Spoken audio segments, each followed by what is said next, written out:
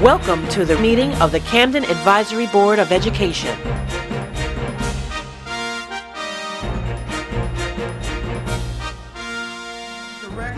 The regular notice requirement of the New Jersey Open Public Meetings Act has been complied with, and that the adequate advance notice of this meeting was given at least 48 hours in advance.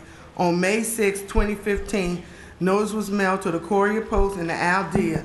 Notice was also posted on the bulletin board located by the reception desk at the central office and all school building bulletin boards within the district. Roll call. Ms. Atwood? Present. Mr. Brito Bueno? Present. Ms. Burley? Ms. Taisha Manir? Present. Minister Wasim Muhammad? Excuse, absent. Mrs. Martha Wilson? Present. And Ms. Catherine Blackshear? Here. We have a quorum. Okay. Pledge to the flag. You wasn't going? Okay. I pledge allegiance to the flag of the United States of America and to the republic for which it stands, one nation, under God, indivisible, with liberty and justice. Superintendent. So we're going to begin, as we always do, by doing a shorter presentation than usual, but I'm going to come down and give the usual presentation, and the board members will move to the front row.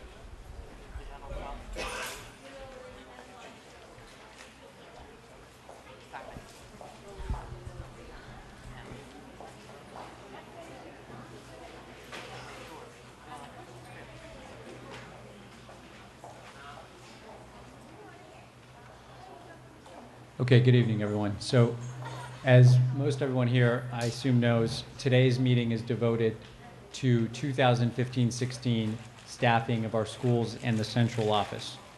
So I'm just going to jump right in. So really, since January, we have been focused on ensuring we're as proactive and strategic as possible in order to match available resources with our students' needs and to align those resources to the number of students we'll be serving next year. And we've worked really closely with the Camden Education Association and the NJEA to really get ahead of the game this year. And so we announced in March here at our traditional March budget meeting, the annual meeting, and at that point in time had projected a potential reduction in personnel of teachers of 250 to 350. And it was really dependent upon a number of different factors, but chiefly projecting separations from the district. So potential retirements and resignations from the district. And by working collaboratively with our teachers union, by more proactively planning this year, and I'll get to the numbers in a moment, but our position reduction, our personnel reductions are significantly lower than we originally projected. And we do fundamentally believe that our schools will be well supported heading into the 2015-16 school year. So the first thing I want to point out, and we shared this in the March presentation, if you project the enrollment that is driving our budget, we are projecting that for next year the district enrollment makes up roughly 60% of the total enrollment of students that are in publicly funded schools. So that would include charter and Renaissance schools. And charter schools making up roughly 30%, and Renaissance schools making the difference there, roughly 14%. When you look at the way we're projecting the revenues, however, the district would receive approximately 70% of that revenue. Now, we will have to reduce our expenditures because we will have fewer students than we currently do. However, when it comes to a per student basis, we will actually have a disproportionate share of the total revenue, with charters getting a lower share and Renaissance getting a lower share. And here's the way it breaks out on a per student basis. For the district next year, we are budgeting to spend for every student $23,582. Renaissance schools come in at approximately 25% less, $18,960. Charter schools are 75% lower than the district at approximately $13,550. So that additional funding offsets some of the challenges that we would experience by virtue of lower enrollment at the district.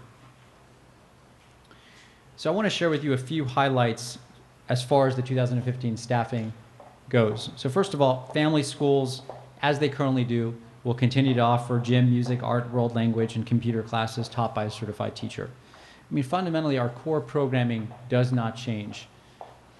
Family schools will have year-round computer teacher, all mandated services for English language learners and students with disabilities will be provided. All of our libraries will continue to be open and staffed and accessible, and there will be at least one nurse in every single school, which isn't the case for all schools in the state of New Jersey. Additionally, various family resources and student services like grief counseling and community school coordinators and childcare will continue to be provided. Let me also say this, all after-school programs will be untouched. All extracurricular activities will be untouched. All athletic programs and activities will be untouched. Every school will have at least one guidance counselor, and Camden High and Woodrow Wilson will have 3 or 4. School-based youth services will continue to operate in the current district schools in which we have a contract, and in the 2 schools that will be partnering with Renaissance schools, we are actually going to divert those resources. We're working with the state. We haven't finalized this yet, but we are working to divert those resources to the next nearest district neighborhood school. And channel CCSD-TV, so it's either channel 19 or 30, depending on where you live, will continue to broadcast and celebrate the accomplishments of the district. So I mentioned that our numbers ended up being far lower than last year, far lower than we expected even this year, and I want to talk to you a little bit about how we were able to accomplish that. So the first thing I'll mention is we have created shared service agreements with our Renaissance school partners. And so this will help provide custodial and school security services for those schools. And so they broker a contract with us, which has a net positive personnel impact to the district. And so those staff will then support those students in those schools through a contract. So they will continue to be unionized district staff contracted to work with our Renaissance schools. The second point is really the most important here, which is just the advanced planning and the ability to have an earlier notification incentive. And we worked hand in glove with the NJEA and CEA to make sure that we receive these notices. So to put that in context, last year, between June and September, so at the end of the school year to the start of this school year, we had 157 separations, so retirements and resignations. So right at the last moment, we were notified of staff who were leaving. And so that happened after we had announced a reduction in force. So what happened was we ended up recalling a large number of teachers, and we had staffing challenges to start the year. By statute, teachers have to give us 60-day notice if they're leaving the district, and most all of these teachers did not give us 60 days notice. And so that was a real challenge for us. This year, we have a far different situation where, as of today, we have approximately 170 resignations and retirements that we're aware of. And so that allows us to significantly offset actual personnel reductions, because now that we know that those individuals won't be with the district, we can simply eliminate the vacancy and not have to actually reduce the number of personnel. And so it's earlier notice, and the numbers are also moderately up year over year. So those factors have been significant in being in a far better place again today than we announced even in March. There was also a spending freeze that we instituted in February, which helped save approximately $1 million. And we cut central office costs again for the second year. So over the last 2 years, we have now reduced the central office by over 50%, both in terms of personnel, but also we cut significantly in non-personnel expenditures as well. And this is contracts and consultants and various facility services. So these are the ultimate numbers. So reductions due to reorganization, meaning having to reduce expenditures to align to the number of students we'll be serving. Last year, it was over 200 teachers. This year, it's 31. And with student services in central office, that number is 58. There were also reductions made due to performance or other costs. And those are decisions that are not tied into the budget. Those are decisions that would have been made regardless of our revenue situation. So it's separate and apart, but the notices went out at the same time, so I wanted to make sure to share those numbers out with you. So overall, positions in the central office were reduced by the same percentage as positions in schools. But again, last year we cut significantly in the central office. So year over year, the central office is now over 50% smaller than it was before. So these are really the headlines that I wanted to share with you all today. We wanted to preserve the majority of our time for public commentary. And be happy to take any questions from the board members now up on stage. But that concludes the presentation. Thank you.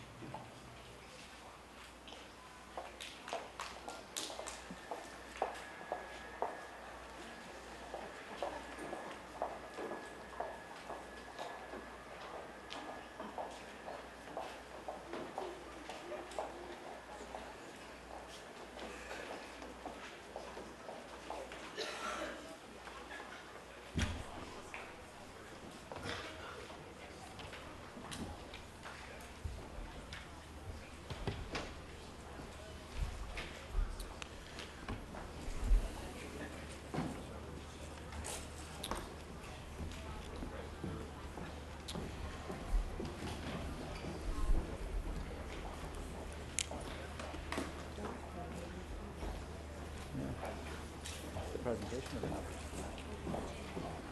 Good. Yeah, the numbers are unbelievable. Just really good planning.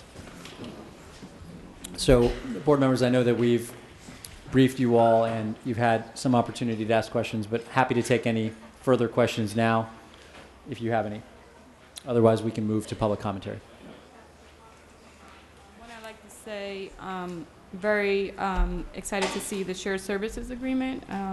It's very important to be innovative as far as, you know, an educational entity providing services to students and the community, because we know that custodians and security officers, most of those individuals live in the city. So very innovative idea, and I look forward to seeing, you know, more of those things.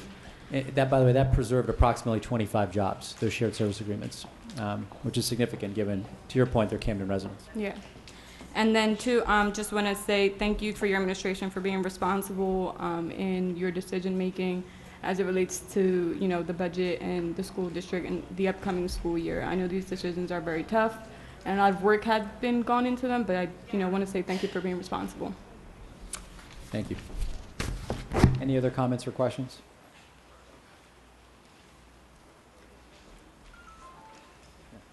I just wanted to inform the board and the public that I officially approved tonight's superintendent's report yesterday, Monday, May 11th, 2015. All right. So we will now move to public commentary. Okay, so before we get into the rules for public comment, I just wanted to let the public know we did change our public comment policy based on feedback we received from you. So normally, as you're aware, we cap public comment at 30 speakers. Sometimes we have speakers that sign up but never get to comment. And so last meeting, Mr. Walker noted that and noted that we should add additional speakers in case we have speakers that don't comment. So we are implementing that policy from now on. So we're going to still have a list, and we're going to have 30 speakers. And for every speaker that doesn't comment, that declines to comment, we will add another speaker from the waiting list. So we'll make sure that at least 30 speakers speak. So now I'll read the rules for public comment. The Camden City School District welcomes the attendance and comments from all members of the public at its meetings. This public comment period is your time to be heard on the agenda items in this meeting. Each person who signed up to comment will have 3 minutes. You will be notified when your 3 minutes are up. You cannot yield your time to another person. When it is your turn to speak, please remain at the podium and address all of your comments to the board president or the superintendent. Please conduct yourself in a respectful and courteous manner. For anyone whose comments or actions either harass, intimidate, or threaten the safety of any person, we will provide you with a warning or immediately end your comment time. Also, if you curse, use vulgar language, or make personal attacks, we will provide you with a warning or end your comment time. We will not interrupt you during your 3 minutes of comments. Members of the audience shall also not interrupt the speaker at the podium. If you have any questions, please ask your questions during your 3-minute comment period. After the public comment period is closed, the superintendent or his designee will address your questions to the extent provided by law. Thank you for your understanding. Our first speaker is Benita Farmer.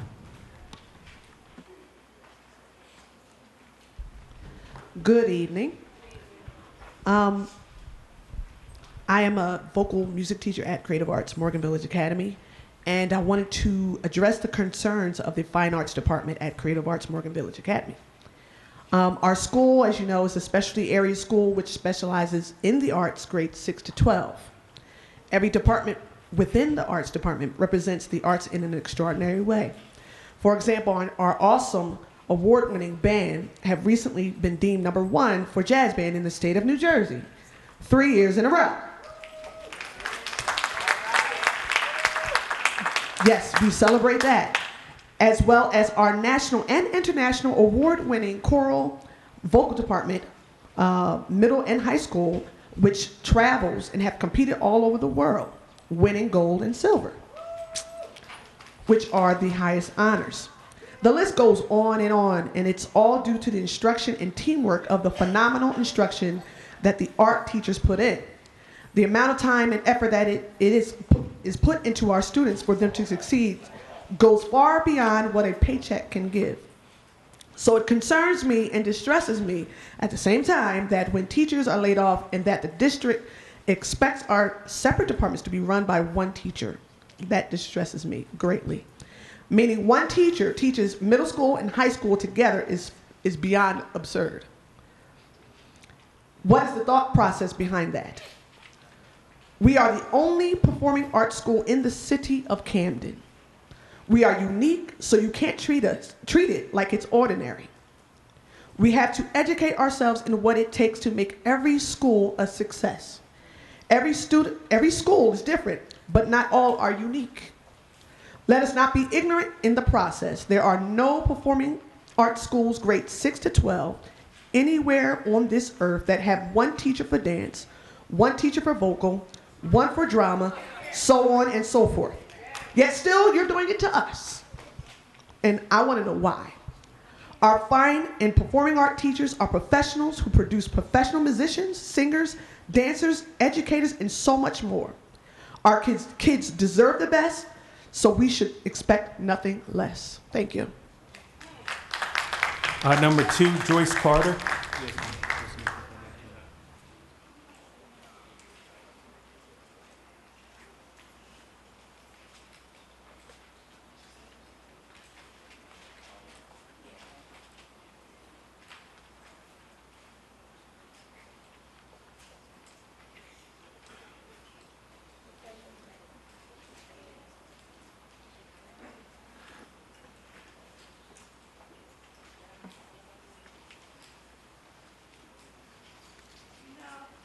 Going to come tonight until I read the paper. So I had to give myself another breath to move. I saw where you're laying off these folks, and you laid off before. Even people that lived in Camden who are qualified, but then you brought other people in, Philly, Connecticut, and I told you this before. That is not fair. You don't care about this community. And you that are sitting up there, this is your community. What is wrong with you? I am really upset. And people that left before are working somewhere else. Also, I hear that something was waived up at the state so that those folks that came in, European, that works up front in Cooper, it's waived. They don't have to live in Camden. What makes them so special? And I'm a taxpayer. Also, I told you about 2 principals last year. One at Forest Hill is still there, and some of you board members knew what I told you. And one is still at Hatch. There were racial comments made, and they are still there. They are still there. That wouldn't happen anywhere else. And that definitely wouldn't happen with the group that I was active in with in Camden years ago, because mostly all of you guys would have been gone. And I'm very serious. We teach our kids to come back with their degrees and bring it back to your city. And then they cannot get a job, and you bring people from elsewhere. And these folks are more qualified. You have one resume, has a PhD, an MBA, and worked at the college and wanted to come back home. Sarah Davis gave it to you. She didn't hear anything. Even Rutgers wanted her, but she wanted to come back here. Those have left this town that grew up in Camden, had their degrees, are hearing about this. And even though you went to Canaan Avenue Baptist Church with Dana Red, most of them people don't live in Camden. I spoke to 200 people Saturday night and told them what is going on. And they were in shock. You are pushing us against the wall. Okay? I don't want to see another Ferguson or a Baltimore. But we have had it. I've had it. Because I see a little bit of racism around here. And you sitting up there are blinded. Go up in front in Cooper and see what's up there. And our people that live in this city are being laid off. That is not fair. Thank you, Ms. Carter. Your time is up. Number 3, Monique Ragsdale.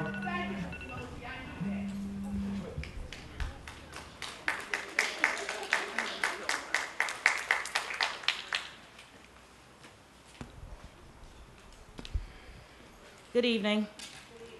I'm very disappointed you already voted on your report. I don't even know why we're having a public portion here. However, I do want to say the last time I was at one of these meetings is I did ask for your support for elected school board. I want to know a response about that tonight. I also want to know about our decreased enrollment. Is that because you displaced our students with the Renaissance schools? Renaissance schools are automatic enrollment.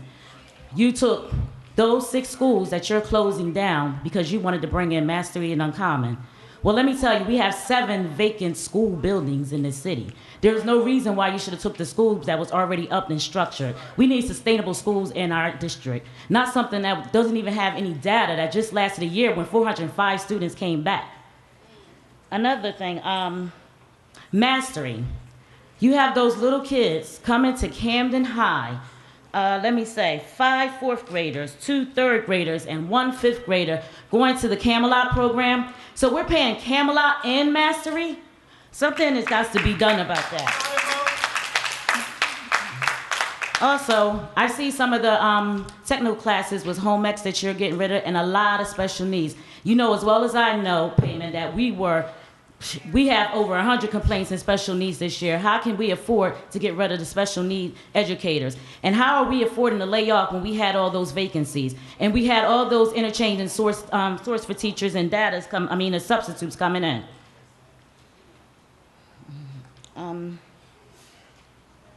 So if you can you please tell me, would you reconsider that voted superintendent's report and go into those vacancies, because Urban Hope Act for the Renaissance School was designed to reconstruct and construct buildings, new buildings in our school, not to close our school and replace our children. Number 4, Kevin Barfield.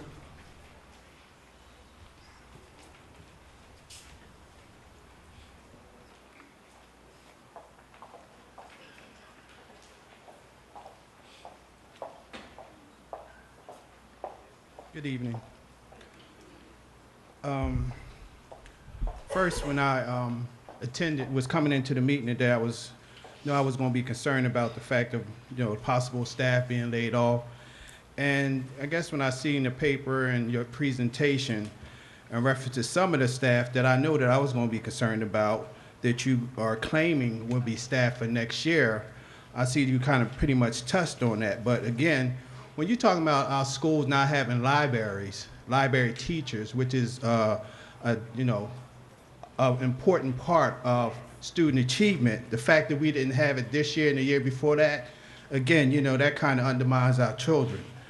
And another thing too, when you talk about computer teachers, the fact that we know that by us not having tech coordinators in our schools this year, and the fact that we had that PARC testing and some of the other things, that we haven't had the technology support. So again, you know, it's like, you know, these are the kind of decisions that you're making that when you're saying Camden Promise, you know, it's like that's undermining what you're saying, because again, you're basing parents making decisions on statistics of our children failing or not passing these tests in these schools, but you're still not giving them the tools that they need and even the staff that they need to succeed.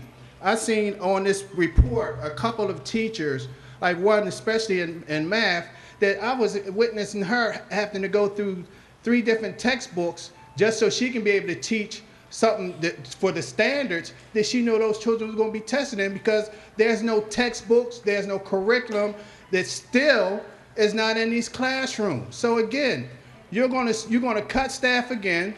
Last year, we went through this staff being filled in the middle of the school year, but then what does that say when those new teachers come in and there's no curriculum for them to teach?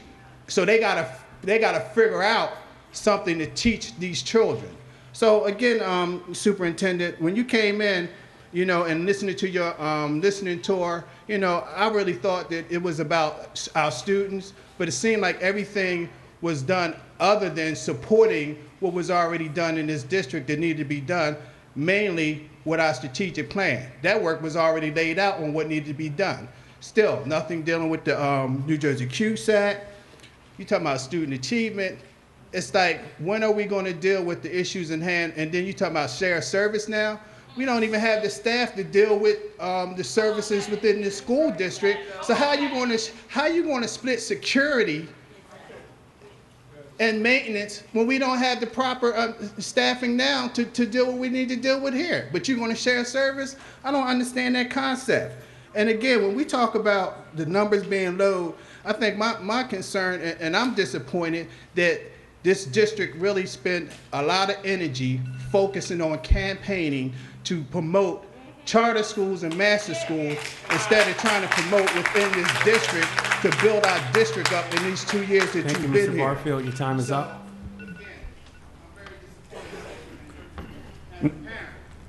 Number 5, Arthur Leo Taylor.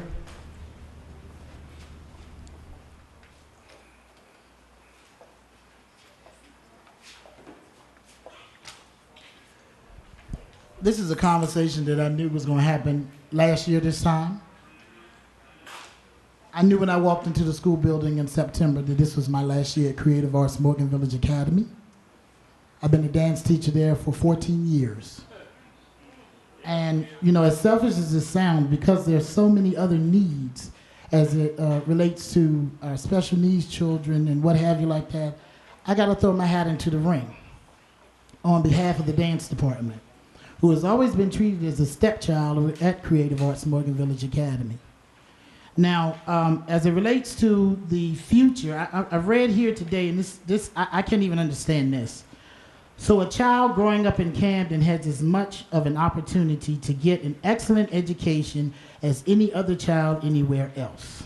You gotta be kidding me. I can't believe I read that. And the reason why I say I can't believe I read that is because I attended one of the most prestigious high school of the arts in the country, Duke Ellington School of the Arts, as did my wife. And we know what it means to have an arts education. We know what it means to have a sufficient one that will take you above and beyond where you think you could go. I was a foster child from the age of 5 up until the day I graduated from college. And part of my nurturing happened at Duke Ellington School of the Arts. And not a day goes by that I don't walk into creative arts that I don't think about that experience. And when I walk into a room that it took 2 years to get a dance floor in, a room that still does not have a sound system where the teacher had to come out of their own pocket to pay for it, when I look at a facility that is not adequate for a school of the arts, you've got to be kidding me. When I come into that auditorium, because it should be a theater, because we have theater students.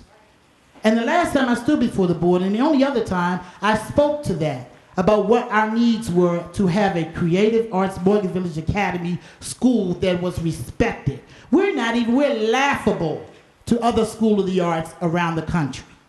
Why? We're not even registered as a School of the Arts with the National Historical School of the Arts around the country. We're not registered.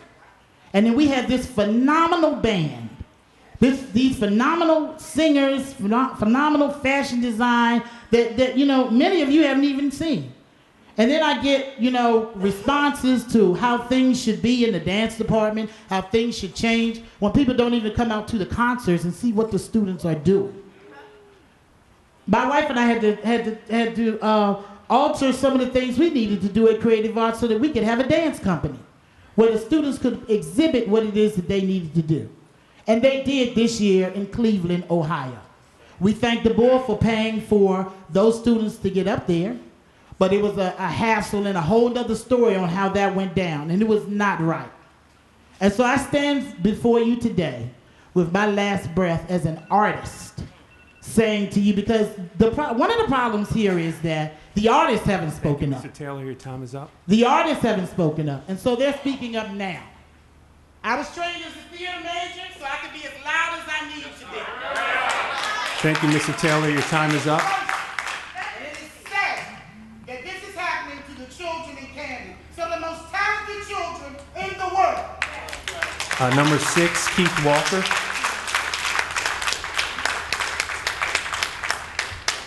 Number 6, Keith Walker.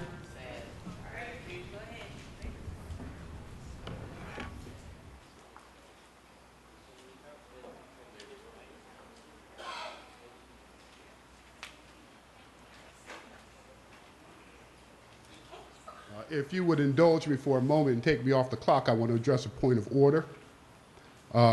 This is a public meeting, and the United States flag is supposed to be visible to all people in the audience. The flag is not visible. Can someone make it visible, please?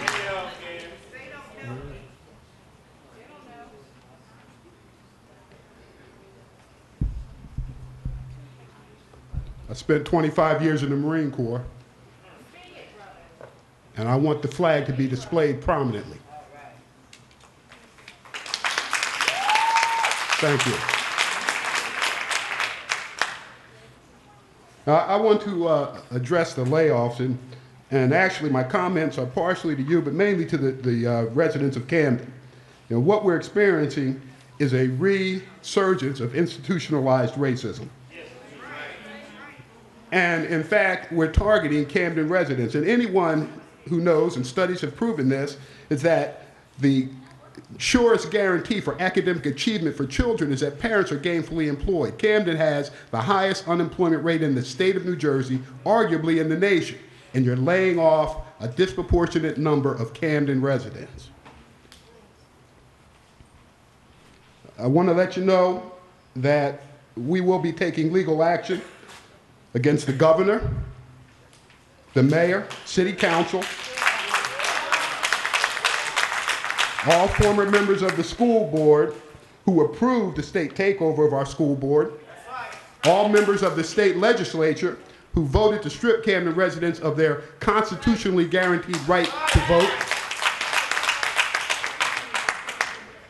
and members of the advisory board, the illegally constituted advisory board.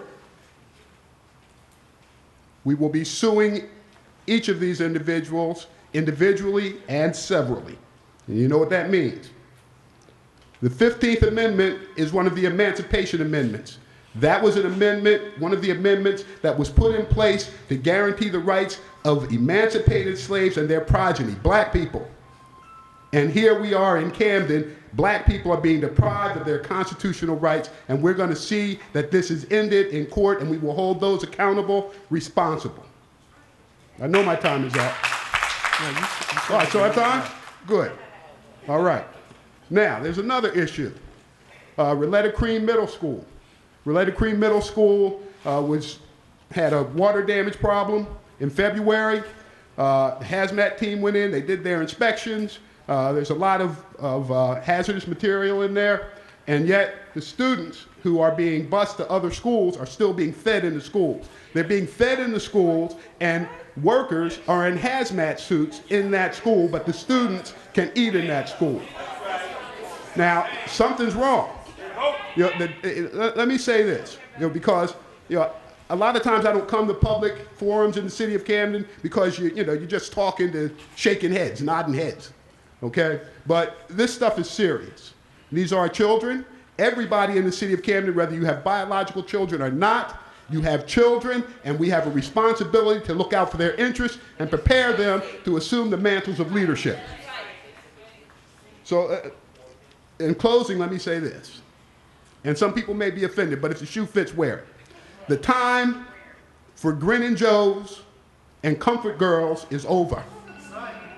We're going to get busy. We're going to get down to brass tacks. Joyce said that it's hot out in Camden. People are angry. We don't want another Ferguson or Baltimore, but we're moving toward that. And a lot of people who have accepted appointments and who are elected are responsible. Number 7, Robert Davis.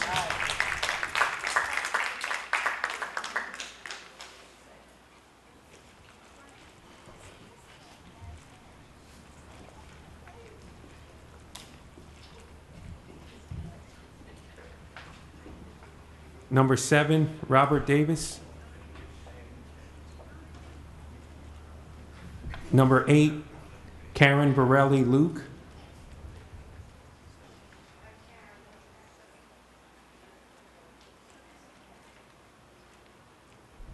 Good evening. Karen Borelli Luke, Brim Medical Arts High School, health and physical education teacher. Student population has decreased. Okay, I get it. Schools close. Okay, we get it. There's got to be staff adjustment. We get that too. But first and foremost, student instruction and services should not be impacted or compromised because of the 150 staff layoffs. Yes, I said 150, not the 31 that is reported in the paper. State and mandate and national mandates for graduation requirements and promotions need to be met in all content areas. All content areas got hit. But my example, health and phys ed I'm going to use right now, 13 health and phys ed teachers got notices. So our elementary schools, as an example, got increased to be family schools. So instead of going up to 5th and 6th grade, they go up to 8th grade. So with that increase, the student population increases. Yet you're going to take away a phys ed teacher at those schools to service them and still meet the state mandates, which, having taught 17 years at Davis Elementary School, I'm not understanding how that's going to be met. So you're going to have to explain that one. And then there's the high school. We know that it's a state mandate. In order to graduate, the requirements are 4 years of health and physical education. So I'm just going to use Brim that has over 200 students. And so I was told you wanted us to have 1 health and phys ed teacher. There's 2 of us there. I service 2 grade levels, 6 periods a day. I have half that population and service them for their health and phys ed. So if I were to be there by myself, I don't know how I would do it. I'm good, but I'm not that good.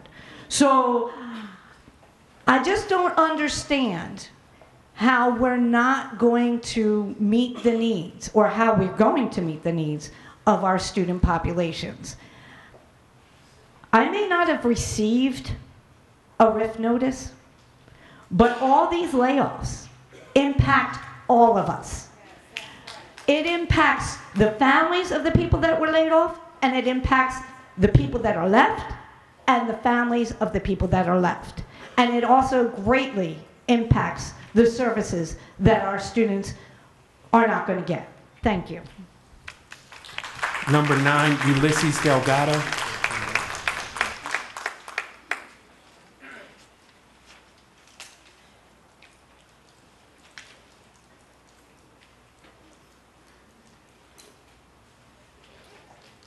Good evening, Mr. Superintendent. Mr. Superintendent, I would like you to reconsider not laying off these teachers. I have a lot of friends who are losing their jobs here, and you're putting them in a hardship. And this is not the way to go. I think you should sit down with the union people and try to iron out things to make it better for the teachers. There's a lot of people in the city of Camden right here that are struggling, and a lot of these teachers live in Camden here too, not just in the suburbs, and I feel for them. And another thing, this is about breaking these unions up. I'm totally against this.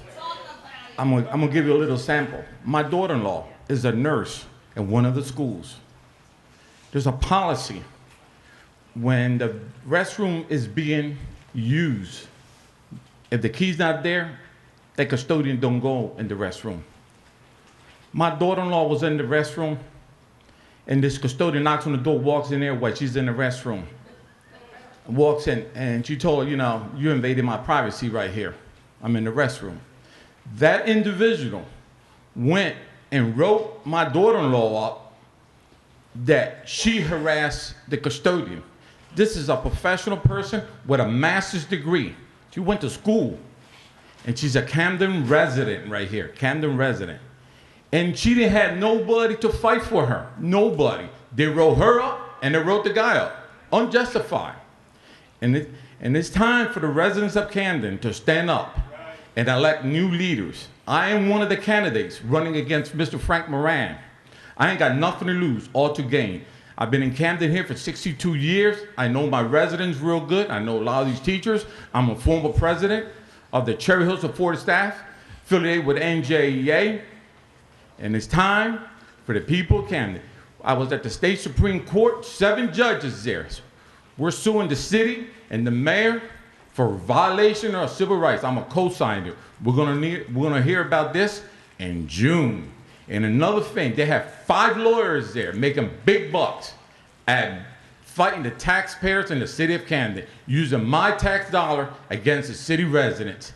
And it's time, Mr. Superintendent, to reconsider this. I appreciate it from my heart. I feel for the people and of these teachers who are losing their jobs, and they're gonna lose their houses. You're putting hardship on them. And I appreciate it. Have a blessed day.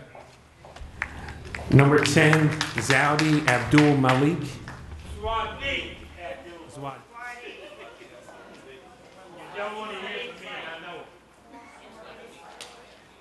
Anyhow, I got some questions for you folks.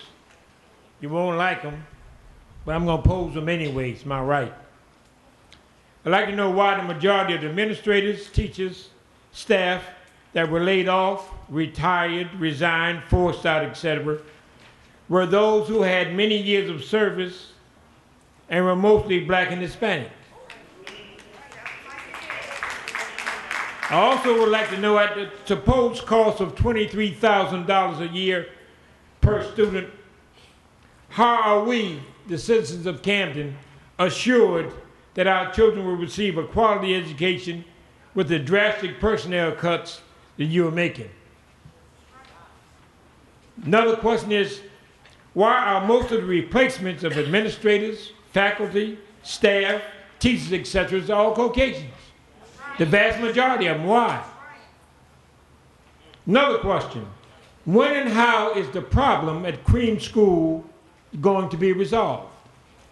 We're tired of having our children going to school in the mornings, eating their meals, some in bags, inside that school that have various problems that you all know about. When is it going to be resolved? When are our children going to be protected from the things that are in that school? You know there's a problem. I know you know it. I know it. And if an old fool like me at 73 years old know that stuff, many of you up there should know it too. And as a former elected school board member of this board, I support vehemently the comeback of school board elections. Because I think the people should elect those who are going to represent them. The people and the board members they elected have the right to choose their superintendent, because we had one we didn't choose. He was chosen by the Republican governor who's looking for the demise of Camden and the people in it. I suggest our people get up in arms, deal with this situation through the ballot. Sue everybody that needs to be sued from the governor on down. Because we need change. Because the change you're making are not positive enough for our children. Number 11, Kevin Waters.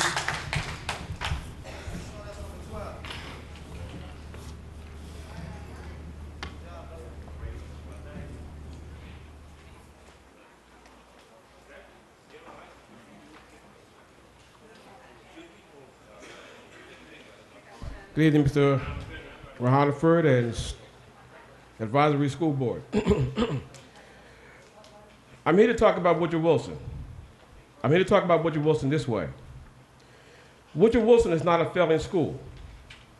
We have academically successful students, but the narrative that continues to be stated, such as we have much work to do, will have parents and others believe our students don't get a quality education at Woodrow Wilson. Here are a few highlights. We have students who have been accepted to more than one college.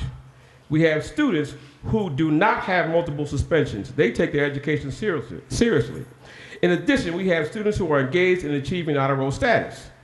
We have some students who simply do not want to go to college. Now, that is their choice, but they are counted as dropouts. We have students who are capable of attending college, but do not have the family support to believe they can go to college. That is not part of the failing school narrative. Why? We have students who want to join the military. They have a right to do that as well. We have students who are disaffected by school, have passed the HESPA, but just feel like getting a job. They are also counted as underprepared for college. When statements such as we have more work to do, without the balanced narrative of data, which goes inside the quantitative numbers, can send a message to parents who are consumed with making ends meet and do not have the time or energy to realize the failure narrative, they can be manipulated into believing they need different. A parent can come to school and get involved. That's one way. That involvement will produce changes in their child's education. The constant perception a student is doomed to fail in Woodrow Wilson or Camden High suggests to the parent they need to send their child to a charter school, magnet school, or other. I would like parents to know Wilson is not a violent, unsafe school. I would like for parents to know that an unsafe neighborhood where violence is prominent should not be connected to a school. Yes, the school is within the distance of the violence, but there is never a clear distinction to differentiate the two. Well, the violence which happens outside of school is not happening inside of school. Do we have an occasional fight, conflict between peers? Yes. Anger is at the heart of most of those disputes. Anger is in their homes. Typically, it will manifest its ugly head in our schools. Do you remember Columbine? Do we have students who ignore the rules? Yes. That suggests this. We need more parental oversight. We need parents to partner with us. We need parents to help their students get to school on time. Discuss college, academic, and curricular participation at home.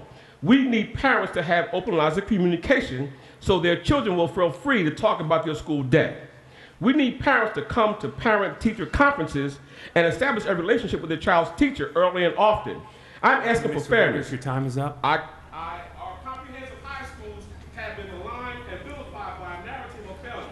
Return back to our schools a college prep component, a vocational component, a business component. Those resources were taken out. Thank you, Mr. Waters. Your time is up. Number 12, Nicole Goodman. That every student does not want to go to college. Number 12, Nicole Goodman.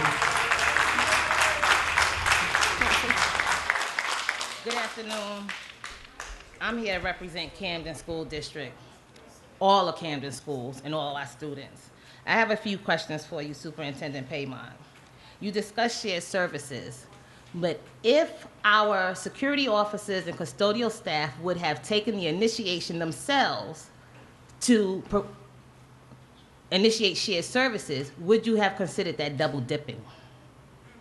Because they work for board, and Renaissance and Mastery is a whole different pot of money. They're not Camden City schools. So now that we have shared services, are we sharing salaries? Librarians, we only had 9. Our children, are they not worthy to be taught the basic fundamentals of effective research? Do you want our children to go to college and not know how to pull an encyclopedia, how to use social media effectively, a computer, and for a professor to say to them, where did you go to school? Do you want them to say Camden and continue the negative perception that you are pushing into the community? Why were clerks rift and abolished? You said yourself that there was no impact on the budgets. So why do we not have our clerks and our 4s, our clerk 2As still here? I don't think y'all really understand the capacity of the work that they do. Y'all just look at a title and make a decision without understanding their responsibilities. Try walking in their shoes one day and then think about cuts. School-based youth services. They were contracted schools that were impacted. Students,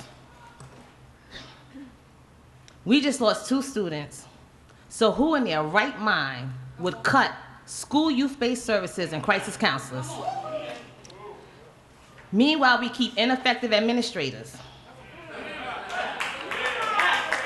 And I say this because, you don't know, I don't have a problem identifying them. My supervisor is cut.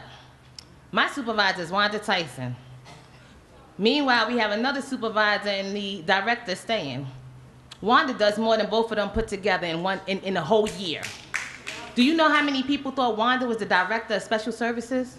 Because they never even seen or heard of Jill's name? Ineffective leadership. So I say this in closing. Enough of the state nonsense. Enough. It's time for a federal investigation because there's a lot of illegalities going on here. Number 13, Roncha Dickerson.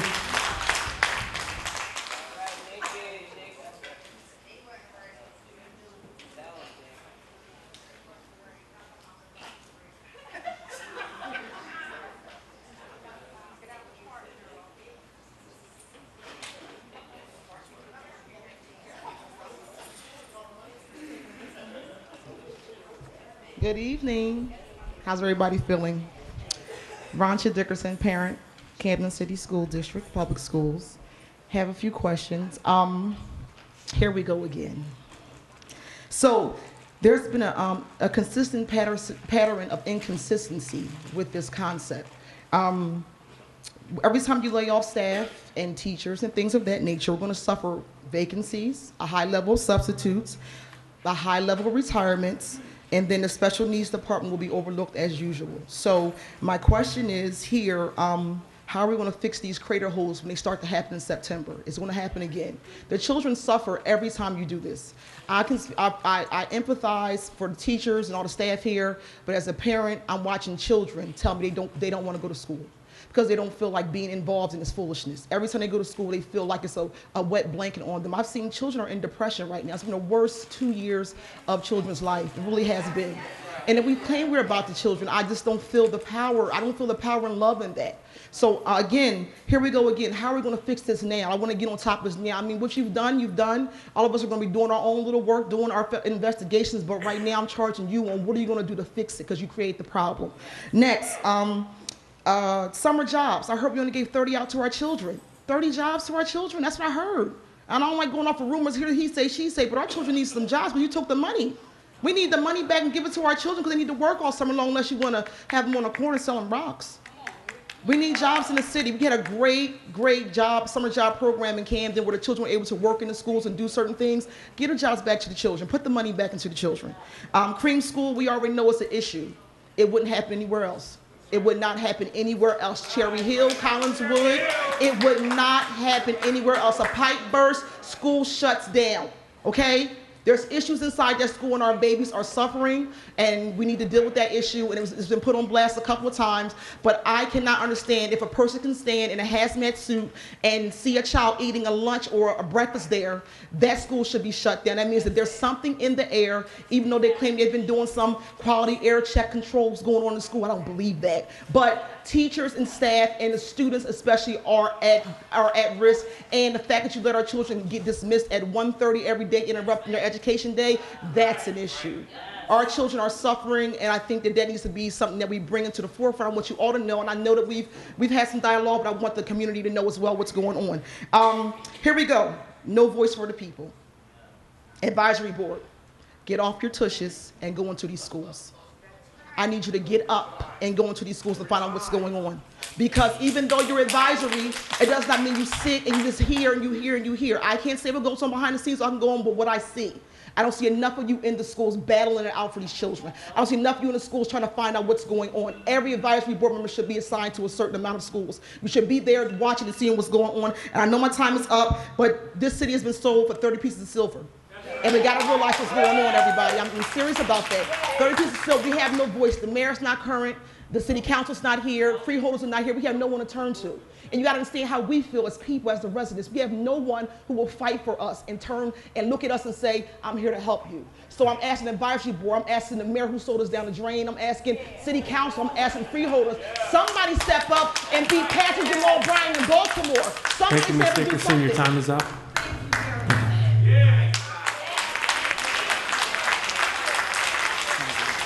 Just before I call the next speaker, I just wanted to give you notice. If you own a black Kia Sorento, New Jersey license plate VYP 834, your back windows are down.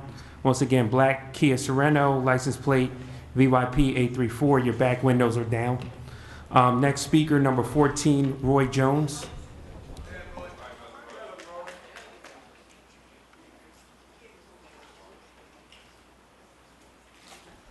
This is always difficult to come to this meeting knowing that our children are being devastated by everything that the superintendent is doing. So tonight, Mr. Payman, I'm going to put this before your feet and let you know that this community is going to hold you responsible for what's going on in this district. You will be held accountable. There will be a federal investigation. You can rest assured that. We've already filed complaints about the issues in this district. It relates to our violations of our civil rights. The federal government is looking into it. We filed a Title VI. We expect to file several other lawsuits. We expect to file a class action lawsuit throughout the state of New Jersey against the governor and the New Jersey Department of Education. So I really didn't want to just come and talk about it. I wanted to let you know that this is what we're going to do. We're going to hold you responsible.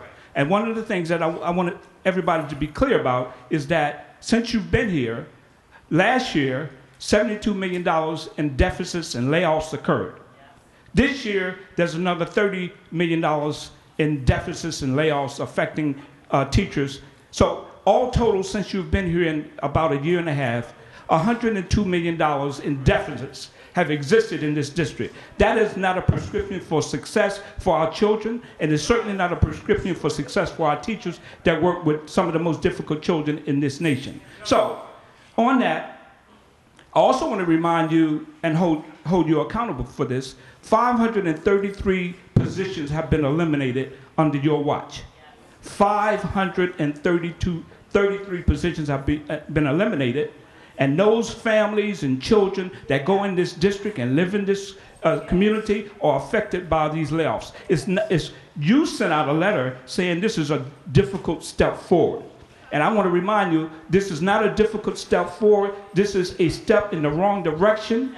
This is a continuation of those steps in the wrong direction. This shows a lack of commitment by this district, mainly you, because the board has no power. And I want to remind the board that at a meeting 2 months ago at Rutgers, Mr. Payman reminded everybody at Rutgers University that the Board of Education was responsible for where we are in this district.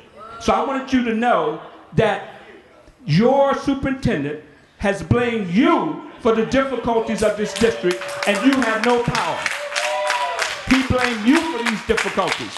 And I want to correct you, Mr. Payman. The state of New Jersey has been in here for 20 years. The state of New Jersey is responsible for where we are as a district. 20 years of oversight, 20 to 41 years of underfunding this district It's where we are in this district, and that relates to the state of New Jersey. And under your leadership, Mr. Paymon, you're going to be held responsible for where we are in this district. Number 15, Robert Farmer.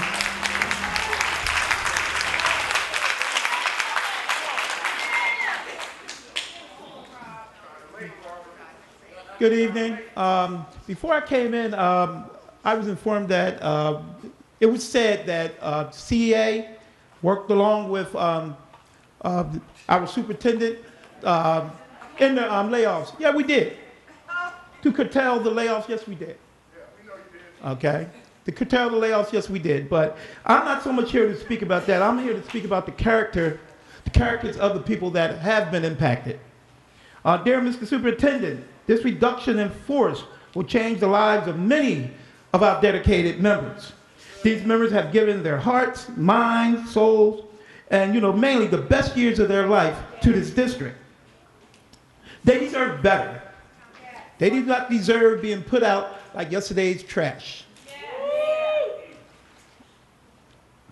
How does the system reward such dedication to this district? We have many teachers here I know for a fact that was impacted, that has given, they go beyond the call of duty.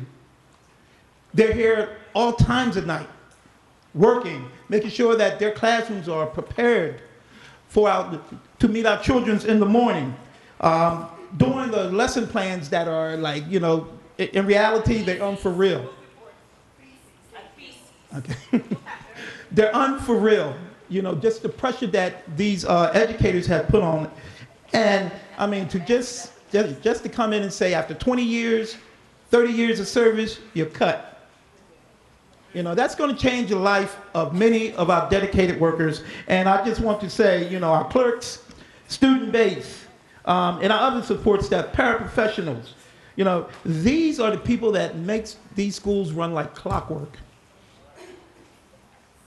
How are our schools really going to run with a deficient number of staff members in there? How are kids going to pass the park? We don't even know how to research. You took the media specialists away. That's the foundation of research. They're gone. Okay, the coordinators. Come on, our children, a lot of our children, and some of our adults are in distress. Okay, we need these supported areas. I understand you said that you're going to put some back. I'm going to transfer some people here. So we need everybody. We need everybody. And I still say to you, Mr. Superintendent, we can still sit down and try to reduce even more of the people that have been impacted. And I'm opening that up to you. Thank you. Number 16, Carmen Stokes.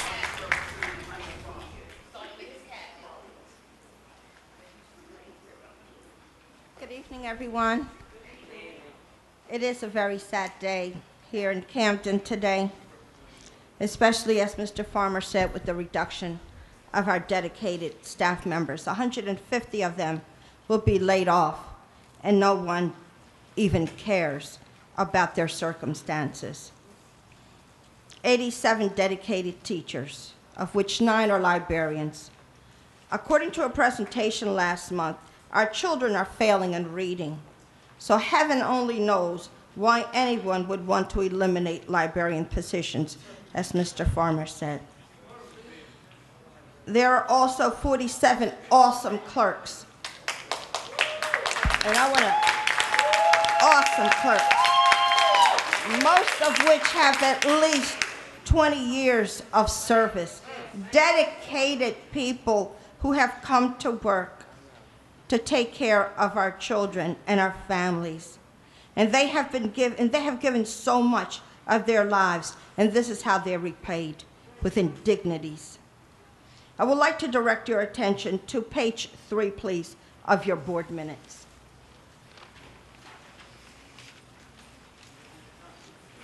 On the first section, professional, you have an appointment for a person number 2, for person health and human service coordinator, yet you're eliminating 6 health and human service workers.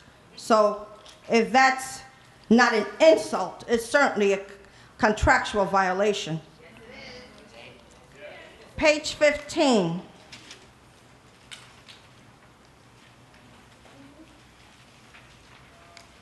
And I'm so upset, and I don't like getting upset. Are these people, it says here, renewals non-tenured. Are these non-tenurable positions, or are these a combination? Because I see, you know, math teachers and science teachers, these are all tenurable positions, but it says non-tenured. So in the past, the way that it was provided to us, it would say, you know, this person is a non-tenured person with maybe a year or a 2 year or whatever the time period was, 1 year, 10 months required for tenure. So I would like clarification on that, please. And if they can be separated so that it's easier for those of us who have to maintain this information. I would also like a list of non-tenurable positions to be separated, because it becomes pretty convoluted when I look and I'm saying, okay, you know, who's tenurable, who's non-tenurable. It's very complicated. I want to direct your attention to page number 22, and it's almost my time, and I appreciate it. Thank you, Ms. Stokes. Your time is up. We should have salaries. We should know what everybody's salary is in this district. This is a legal official document, and we should know everyone's salary. Number 17, Lorraine Miller.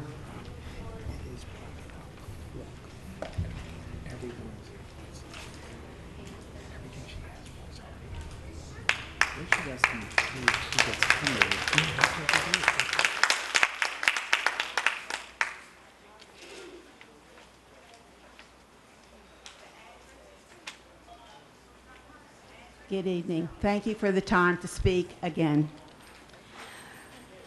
I had to go back to some very famous people, and I thought I'd use a few quotes from John Dewey in his book, The Public and Its Problems. To learn to be human is to develop through the give and take of communication, an effective sense of being individually distinctive member of a community. One who understands and appreciates its beliefs, desires, and methods, and who contributes to further conversion of organic powers into human resources and values. Ladies and gentlemen, this is what I am hearing from your community. You need to keep your people employed. You need to keep the family intact, so they can strive to be an independent community. Bullying is the negative effect. Zero tolerance in this state. I brought it to your attention before about a democracy. Who is listening? What are you doing? I feel for the people that have been pushed out for retirement because of the undue stress that was put on these people, and the people that are being pushed out to turn the money over. And we know where it's going. The next part I looked over with Dewey. When the public is as uncertain and obscured as it is today, and hence as remote from government, bosses with their political machines fill the void between the government and the public. Does that sound familiar, folks? Who pulls the strings which move the bosses and generates power to run the machines is a matter of surmise rather than of record, save for an occasional overt scandal. Oh, I think it's happening, folks. I think your lawsuits are going to prove something here. Political takeovers, no transparency, discrimination as in Pine Point, puppets, watch the people rise up and be heard. I grew up in the 60s. I saw what happened in the communities. I admired Dr. Martin Luther King. I admired his dream, and I want that dream for Camden. Thank you. Number 18, Clemise Brown.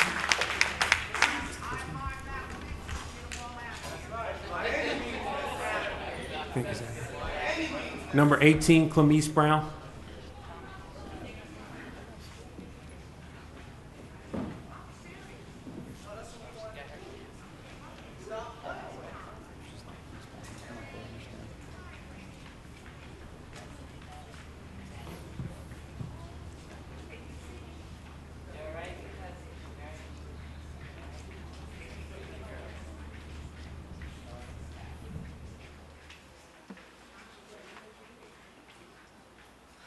Good afternoon. My name is Clemise Brown. I come as a parent of 2 students, one at York Ship and one at ECDC. I come under duress also. The first thing I want to say, excuse my shaky voice.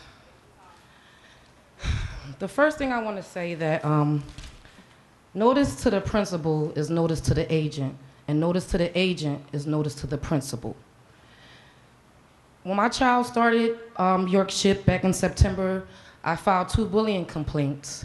My bullying complaints have not been answered. I did not get official notice until April 30th, but the bullying complaints, both of them were dated February 20th, 2015. Between that time, my child have been very much disadvantaged as a kindergartner. And I was wondering why that the complaint haven't been found that she was a victim of bullying when the facts are in the letter, the results of the HIB investigation concluded that this complaint met the standard criteria. However, she was not found a victim and that other students served detention for it. But at the same time, my child did not receive intervention services, nor did she receive anything from that but damages. Because like I said, I just got the complaint. And because a teacher asked me to come pick her up numerous of days, I'm being taken to court now for absences and truancy. But I also want to say this because I know I only have a little bit of time. This is a friendly reminder. NJSA 18A 37-14. Information to be reported by the chief school administrator, Mr. Payman. Number of reports. The statuses of investigation, the nature of the HIB, based on one of the protected categories, intimidation is one. Let's not forget that. The type and nature of any discipline imposed. So I hope you reported that to the vandalism and violence system. NJSA 18A 37-15, regardless of the findings from an investigation, in accordance with state and law regulation, whether the district found evidence of HIB, information to be provided within 5 school days after the results have been reported to the Board of Education. This letter is dated February 20th, 2015. NJSA 18A 37-17, which governs the HIB programs to be implemented for the schools in the district. And also, I also want to say, intimidation, let's be reminded, is also called cowing, is intentional behavior that will cause a person of ordinary sensibilities fear or injury of harm. And that is stated in the investigation. But like we said, she still was found not a victim of bullying. She's also in special needs, so she's covered under IDEA. Let's not forget that.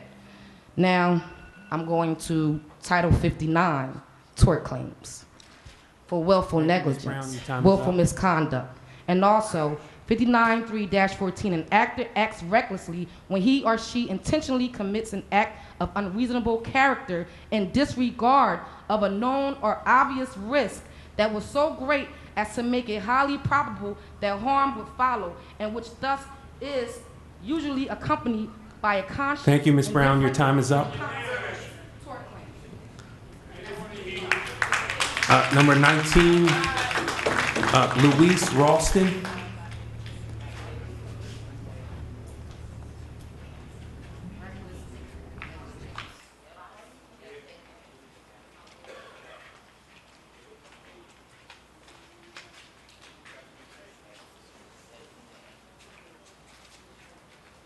Good evening. I'm one of the special media specialists being let go at Sharp Elementary, one of 9. And I have sent Mr. Ruhanafard some of my documentation about how important it is that we maintain media specialists in education, that in several different states we have proven that having a media specialist in the building has improved test scores. And he didn't respond, but I did forward it to him. I am just alarmed that he would eliminate, there's only 9 of us in a district this size. I'm very surprised by that. And my other point is that in the 3 years that I've been here, I've only met with my colleagues once because we were trying to have a second meeting and we were denied. So we never get an opportunity to collaborate together, but I do collaborate a lot with my colleagues in the building, and it's made a tremendous difference in the level that our students have been able to rise above some of the situations that they have with access to a library is very important. And Camden has one public library that is nowhere near Kramer Hill where I teach. So my students that are literary and enjoy the library, the public library might as well be in Kalamazoo because they'll never get there. So we need to maintain our library and our media specialists. The second point I want to make is that you said that the library will still be opened, and my concern is that's fine. I mean, I want the library to be open if I'm not there, of course, but with students coming in with their teachers, who's going to maintain the library? I mean, once a teacher comes in and selects, say, all the material for World War II and they take it off the shelf and then it gets put somewhere else, and then another teacher comes in and is looking for the same material, without it being professionally managed, no one's going to find it again. So it's not going to help our students to not have a media specialist in the building. And lastly, I'd like to say that I was quite upset when I was group emailed a thank you for serving my students on a Wednesday, and on the following Monday I was eliminated and my job was abolished. I think that is in very poor taste. My students really need a library and they need a media specialist. It's just not going to be adequate to just have a room full of books without someone knowing how to manage it. So finally, I'd like to say, in Philadelphia, I was eliminated. I came to Camden and I was told that Camden values librarians. I was told by one of the HR persons who hired me, and he said, please tell your colleagues that we will welcome you in Camden. And here I am 3 years later being eliminated. It's a shame. It really is a shame. It's a shame for me, but it's mostly a shame for my students, who I really care about. Thank you. Number 20, Gary Frazier.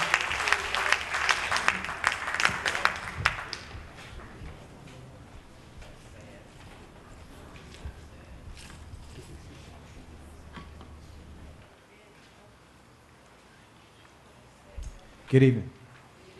So I have a couple questions for this board. So I know that there are six schools, our total now, that are being closed.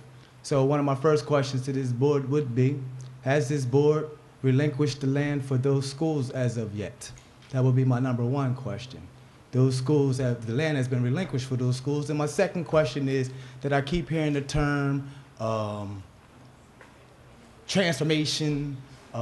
There's those loose terms that all lead back to the real term of the law that dictates conversion. The conversion law is plain, it's simple. 51% of the educators and 51% of the parents of the children who who are going to attend that school. We do see that those are questions that we need to have answered as we move forward on our process against this district. At some point in time, you have to put it in there that the land has been relinquished for these schools. You're not just going to just give the schools over to the charters and think that we're not going to put up any fight for it. And there's been talks that you've sold them for $1.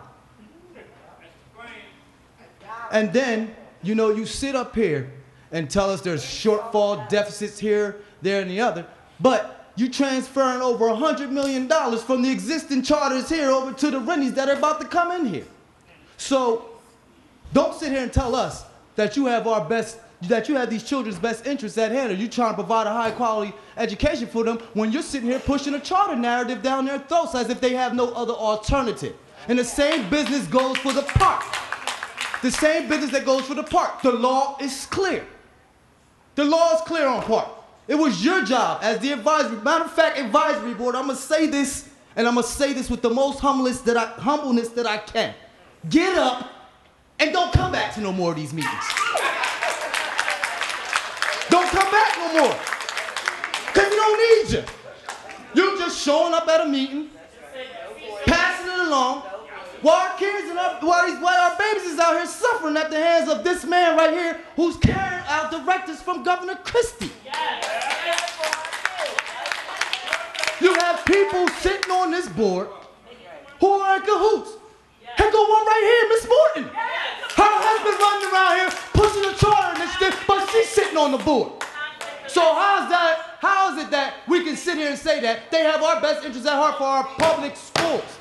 $100 million payment you dumping into these charter schools. But you fired all these educators. You fired these educators. So what does that say to us as residents? That you don't give a damn about our children. Sir, please don't curse. Yes, it is. Don't curse again. The law is simple. Okay. It's okay when the law get put back in your face. But you violated. Thank you, Mr. Frazier. Your time is up. That's 2 minutes. I'm counting my time. It's 3 minutes, sir. Your time is up. Please leave the podium. Here's the thing about it, too. Since y'all seem to think that we're going to continue to be divided and let y'all do this to us. Thank you, Mr. Frazier. Your time is up. Let him know. Do we stand together?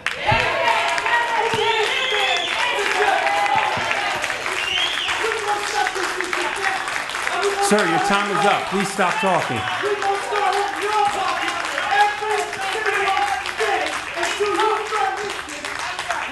Sir, please don't approach the stage.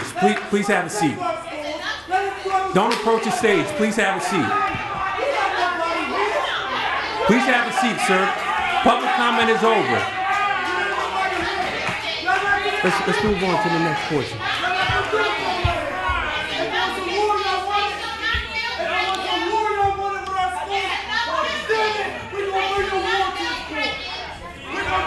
Okay.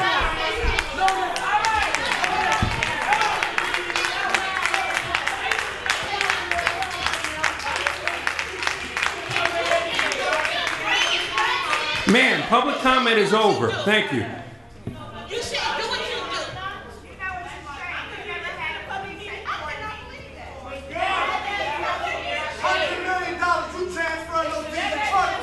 But you letting them on those educators and talk about we ain't got the resources to put in our school. Sir, public comment is over. We see y'all in the streets. We're going to shut down everything until these kids get the food from that. All right, that's the last speaker. Thank you.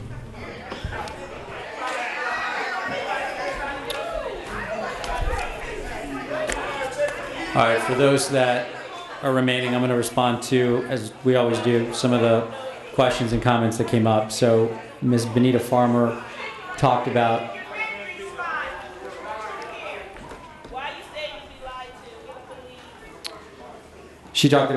the allocation of staff at Creative Arts Morgan Village. And I just want to make very clear here, for 361 students, there will be 2 art, 1 creative writing, 1 dance, 1 drama, 4 music, and 1 fashion design teacher allocated there.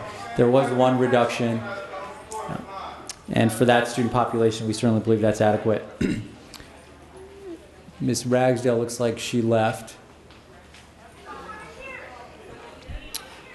Mr. Barfield, so you raised Ed Media Specialist, and I know that came up a number of times.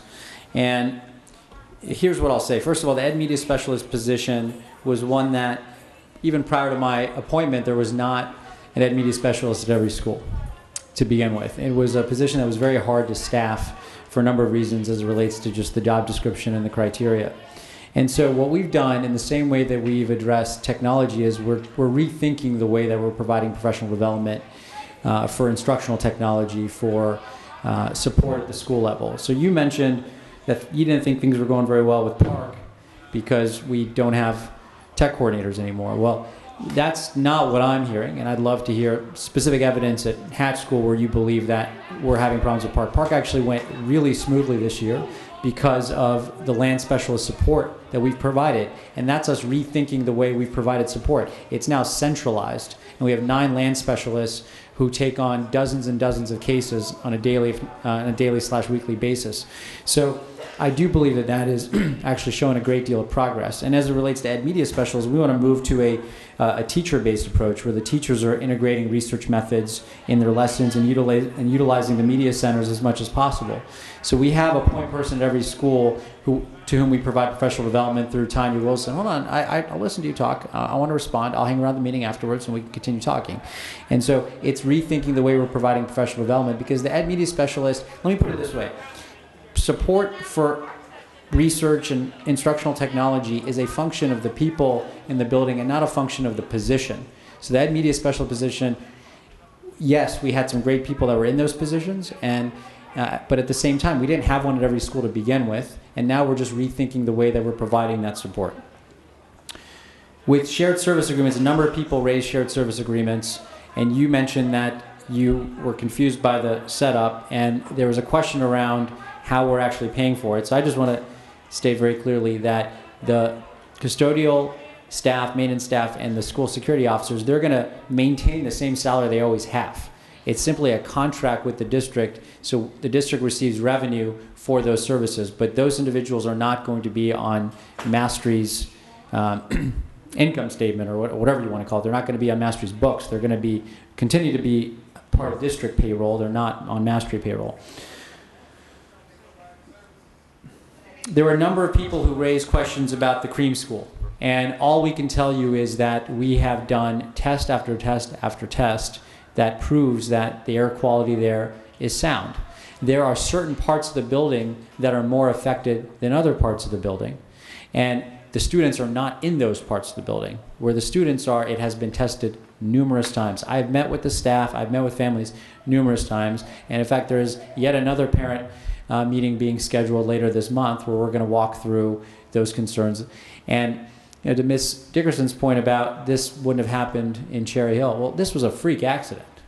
This was a freak accident when the weather went sub-zero and a sprinkler burst, which set off the fire pump, and 60,000 gallons of water flowed through the building. That's a true freak accident, and I've heard of similar accidents happening in other parts of the country.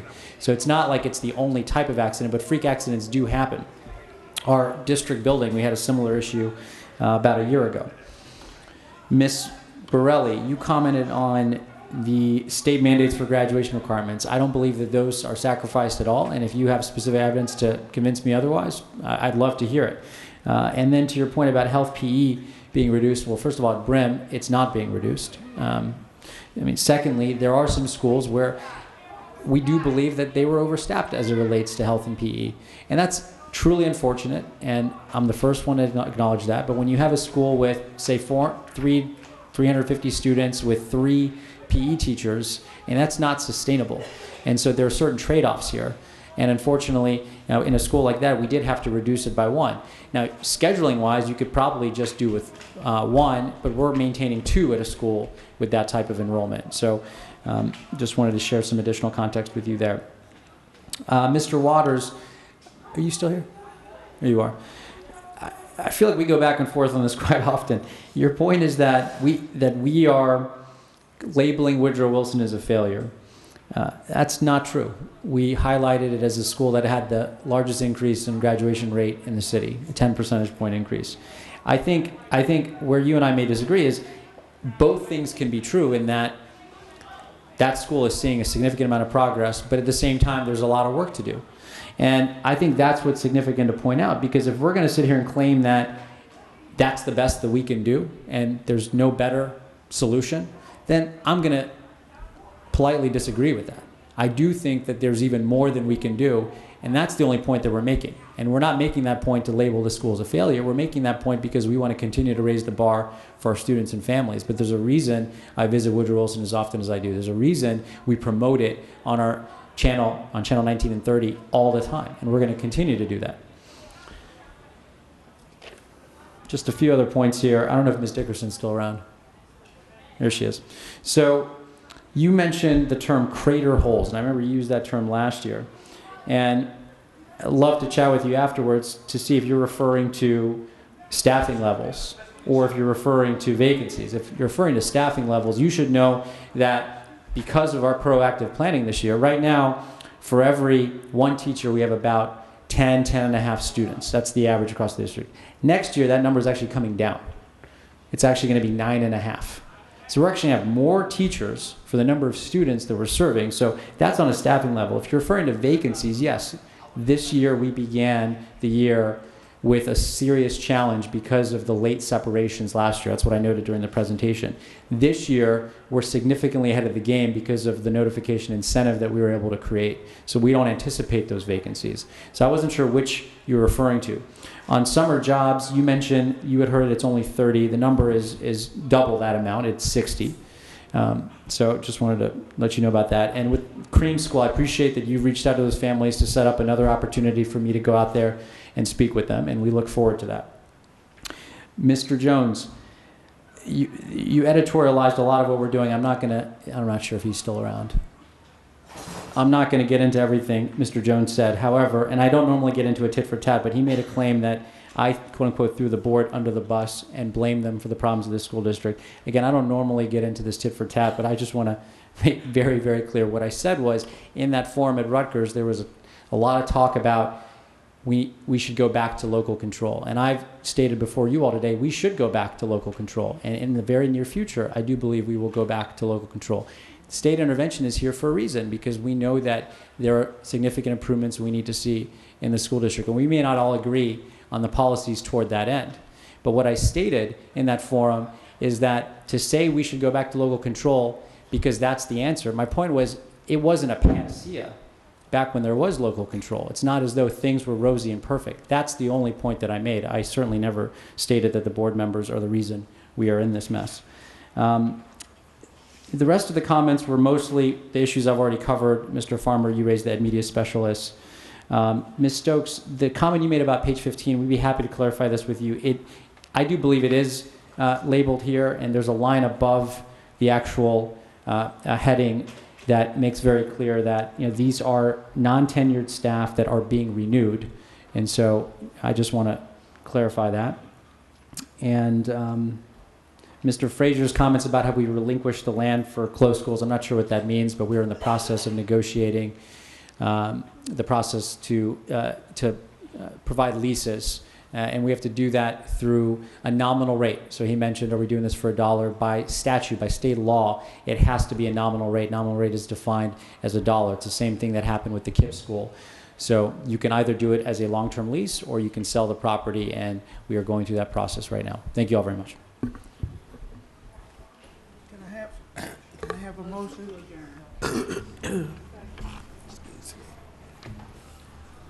Roll call. Ms. Atwood? Yes. Mr. Jose Brito Bueno? Yes. Ms. Dorothy Burley? Ms. Barbara Coscarello, who's absent. Ms. Taisha Manir? Yes. Minister Wasim Muhammad? Mrs. Felicia Reyes Morton? Yes. Mrs. Martha Wilson? Yes. Ms. Catherine Blackshear? Yes. Motion to adjourn? Thank you. All in favor say yes. Yes. All opposed, no. We are adjourned. You've been watching the meeting of the Camden Advisory Board of Education. Join us next month for the regular monthly meeting of the Camden Advisory Board of Education.